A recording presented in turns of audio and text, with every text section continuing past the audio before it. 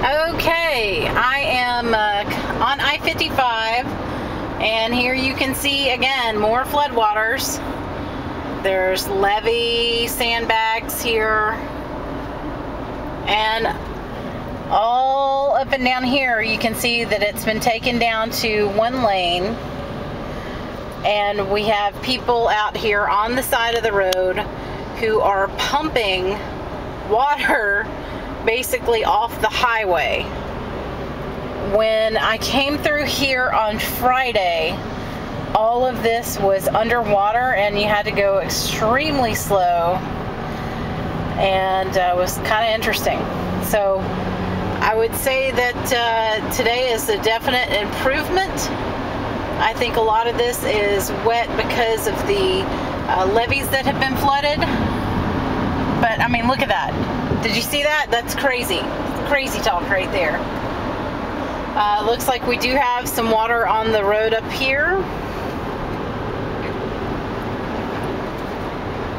Probably should slow it down, Kathleen.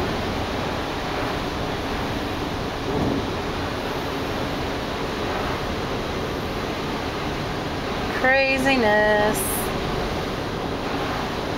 Oh my goodness, look at that.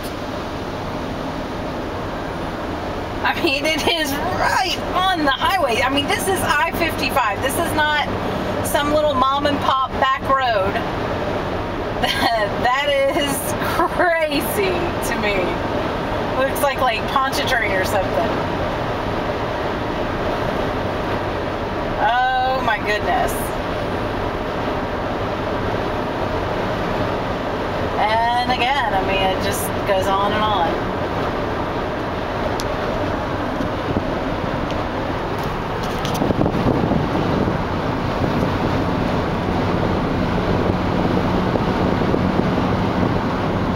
So, Mississippi River 2011 is definitely putting some people to work.